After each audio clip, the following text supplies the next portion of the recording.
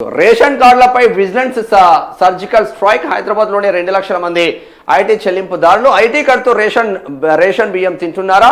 Subsidy రికవరీకి సర్కార్ ready. Card రద్దు మాత్రమే కాదు, జరిమానా కూడా. రేషన్ కార్డుదారులకు భారీ షాక్. సంపన్నుల చేతిలో పేదల బియ్యం. విజిలెన్స్ ఆడిట్లో షాకింగ్ నిజాలు బోలెడు ఉన్నాయి. ఒకటి కాదు, రెండు కాదు. ఐటీ కార్డుతో రేషన్ కార్డు ఉన్నది. నాకు తెలిసిన వాళ్ళే ఉన్నారు, నాకు తెలిసిన వాళ్ళే మా బంధువులే ఉన్నారనుకో. కమర్షియల్ బిల్డింగ్లు ఉండే హైదరాబాద్లో, కమర్షియల్ బిల్డింగ్లు ఉండి నెలకు 15 నుంచి 20 లక్షల రెంట్లు తీసుకొని 30-40 ఎకరాల భూములు ఉండి వాళ్ళకు రేషన్ కార్డు ఉన్నదా?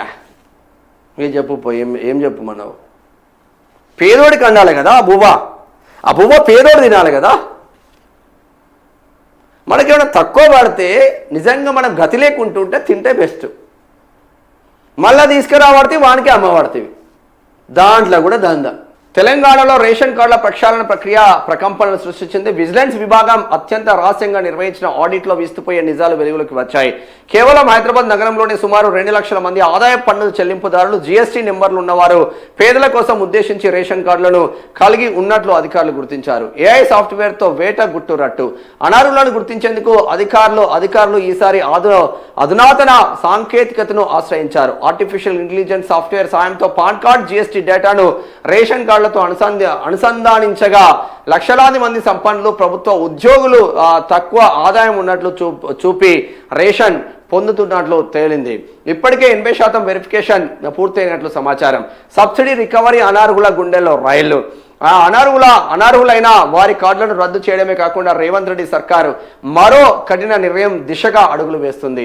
ఇప్పటి వరకు ప్రభుత్వం నుంచి పొందిన సబ్సిడీ బియ్యం మరియు ఇతర సరుకుల విలువను మార్కెట్ రేట్ ప్రకారం బాధితుల నుంచి వసూలు చేసేందుకు రంగం సిద్ధం చేసినట్లు తప్పుడు సమాచారంతో కార్డులు పొందిన వారిపై క్రిమినల్ కేసులు నమోదు చేసే అవకాశం కూడా ఉంది. కేంద్రం వెల్లడించిన గణాంకాలు. ఇటీవల పార్లమెంట్లో కేంద్ర ప్రభుత్వం వెల్లడించిన వివరాల ప్రకారం తెలంగాణలో ఇప్పటికే 1.40 లక్షల అనర్హుల కార్డులను రద్దు చేశారు. ప్రస్తుతం రాష్ట్రంలో 1.005 కోట్ల కార్డుదారులు ఉండగా చూసి అంటే సగం తెలంగాణ పేదోడే అన్నట్టు. సగం తెలంగాణ పేదోడే. అందులో అంత్యోదయ, అన్నపూర్ణ కార్డులు కూడా ఉన్నాయి. గత ప్రభుత్వంతో పోలిస్తే ప్రస్తుతం 15 లక్షల కార్డులు అదనంగా ఉండడంతో ఏరివేతకు ఆ ప్రక్రియను ప్రభుత్వం మరింత వేగం చేసింది. ప్రభుత్వ హెచ్చరిక.